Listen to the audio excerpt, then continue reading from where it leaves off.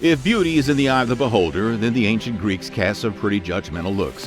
Beauty standards back in Plato's time were complex, and while we normally think of women as being the ones judged, male beauty was also put under a microscope. Good looks and virtue went hand in hand. It was common to see too much of the male figure at the gym, and bigger wasn't always better. Entire philosophies were cooked up surrounding what looks good and what doesn't. Politicians and military commanders used their beauty to gain more followers than Cristiano Ronaldo. Here's why ancient Greece did not like ugly men.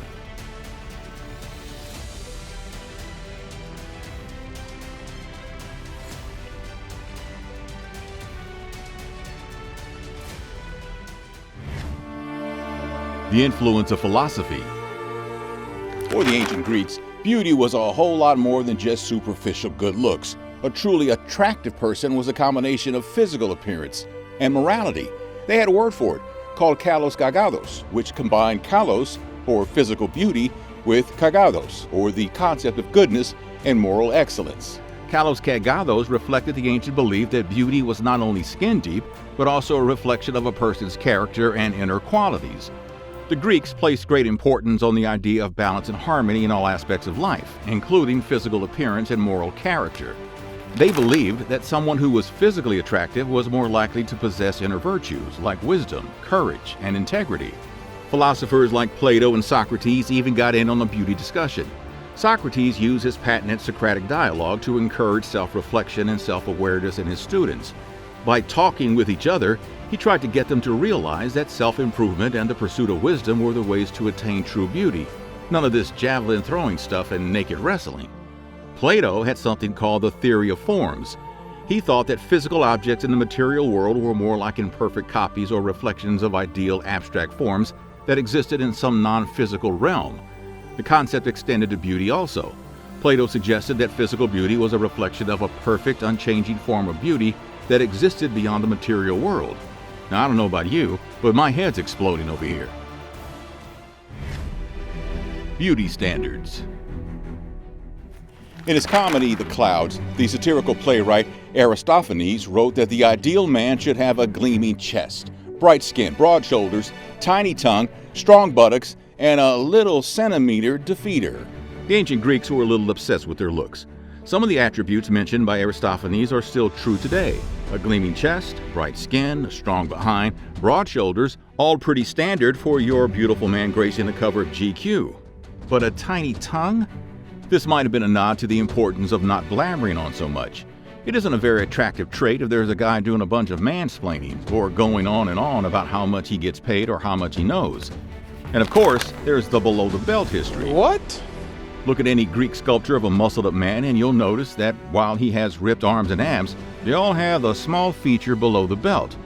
This is because the Greeks believed in moderation, and being too big in that way was considered distasteful, a sign of excess. Even gods like Zeus were portrayed with members that were far from thunderous. On the flip side, well-endowed men and gods were often associated with ugliness and lust. They're often cursed or forsaken in some way. The case in point is the god Priapus. In Greek mythology, Priapus was born to the goddess Aphrodite, but Zeus's wife Hera wasn't too thrilled with Aphrodite's promiscuity, so she decided to curse her child while he was still in the womb. The curse? Make Priapus well-endowed. Because of Priapus's extra-large manhood, the other gods rejected him when he was a child and wouldn't let him live among the other gods. So instead, he was raised by lustful satyrs, known for their love of wine and music. Party time up in here! Not your average gym.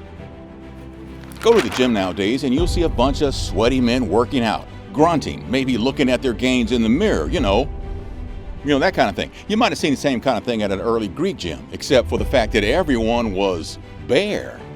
The term gymnasium actually comes from the Greek word gymnos. Some say gymnos, which means naked. Early gyms were mostly focused on physical exercise and athletic training. Athletes ran track, did the long jump through javelins and discus, the classics.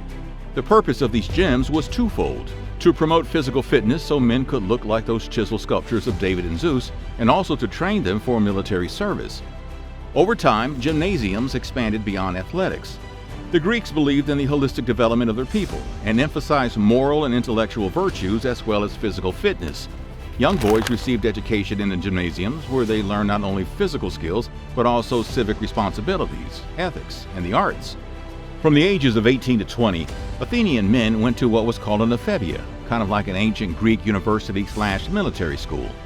They learned math, science, oration, philosophy, music, and also how to fight. The gyms were where this happened too. And of course, all the best athletes with the most chiseled bodies went to the Olympics, where they competed unclothed for all to see what they were really made of. Pre-Olympics, Greek athletes trained at the gyms, obviously. They didn't have the supplements or health science we do today, but they ate reasonably well. The Mediterranean diet was and still is a pretty healthy one. Olives, cheese, bread, veggies, and some meat. There's a story of one athlete who went on an all-fig diet to get ready. Not sure how he performed at the games. Other athletes ate lizard meat, thinking it had magical properties that would give them an edge. The original performance-enhancing steroid? Maybe. So why compete naked, though? There's one story about a runner who slipped out of a loincloth he was wearing, got tangled in it, fell and lost the race. But many historians chalk it up to the fact that the Greeks were just vain, or proud, or both. Being afraid to show some skin was a sign you were a barbarian. The Olympics were a kind of peacocking event. The athletes would walk around the stadium showing everyone how good they looked. Poets wrote gushing odes to their sinewy muscles and nice skin. I mean, it was like a whole thing. If you became an Olympic champion, you'd pretty much be set for life. Winners of the events got a nice olive wreath, but they also got heaps of money, often a pension, and all the olive oil you could ever want. They were often even given priesthoods. They were superstars. But the Olympics also had a dark side. There was one event called the Pancration, where pretty much anything went. It was a combination of boxing and wrestling, but with far fewer rules. The athletes often targeted each other below the belt areas to the approving roars of the crowds. Some athletes even lost their lives in the event. There's one story of Auricion who won the event even though he passed away while doing it.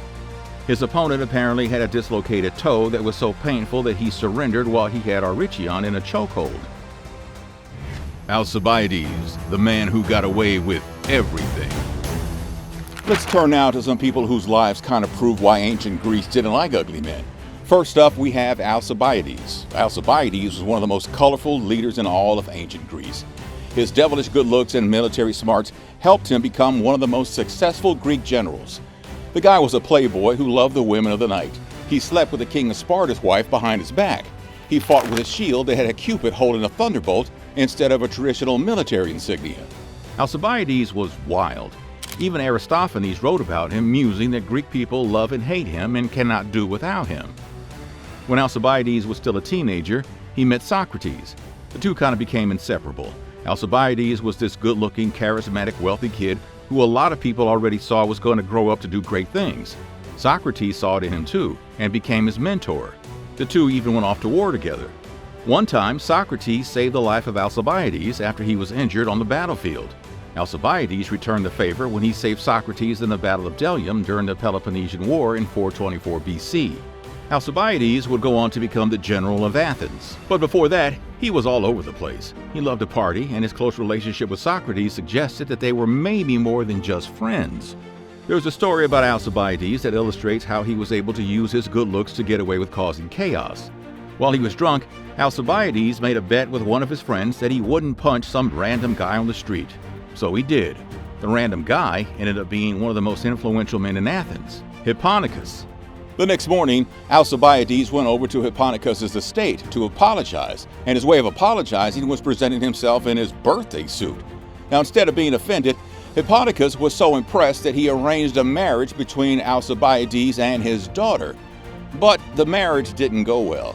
Alcibiades was out all night, sleeping with half the women in Athens. During the Peloponnesian War, Alcibiades decided that he'd had enough of Athens and defected to Sparta. He quickly sparked up a relationship with King Agis II's wife, Timaya, which didn't win him any friends over there. When Timaya became pregnant, there were rumors that the kid was his, and Alcibiades was eventually forced into exile. He was able to return to Athens, and they accepted him back with open arms. I mean, the guy could really get away with just about anything simply by flashing his handsome smile and saying sorry in a provocative way. Alcibiades' hedonistic lifestyle would catch up with him, though. He was ended by either Athenians or Spartans. The historical record isn't too clear. While he was in his own home, they set fire to his house while he was inside, and when he came out to fight, he was hit with a shower of arrows. Diogenes the Cynic. There was another guy in ancient Greece who basically took the opposite approach to beauty standards. Diogenes the Cynic was a weird guy. He lived in a barrel. He was an ascetic who condemned any form of excess. Alcibiades' partying would have made him furious. Diogenes the Cynic was cynical, but not the way we think of it today. Cynics now are considered pessimistic and skeptical, while Diogenes was actually quite idealistic and focused on the pursuit of virtue and simplicity. He rejected many ancient Greek social norms, including concepts of beauty, which led him to do some pretty bizarre stuff. Diogenes did some things that were definitely not considered beautiful in Greece at the time. He liked to eat, he liked to drink, and perform other bodily functions in public. It was apparently a critique of the pretentiousness of Greek high society. I mean, after all, everybody poops. He also apparently carried around a lantern in broad daylight, wandering the streets of Athens. If someone asked him what he was doing, he'd say that he was searching for an honest man but couldn't find one. Another critique of the moral corruption he saw around him. Diogenes also liked to deface currency. He was born in Sinope along the coast of the Black Sea, where he decided he should stamp as many coins in the city with the image of a dog. Ironically, it's said that he might have died from a dog bite. It's also said that when asked how he would like to be buried, he replied that he'd like his body to be thrown in the street so the animals could have his remains. Not particularly beautiful. Thanks for watching. What else do you want to learn about ancient Greece? Let us know in the comments. And don't forget to like and subscribe for more Nutty History.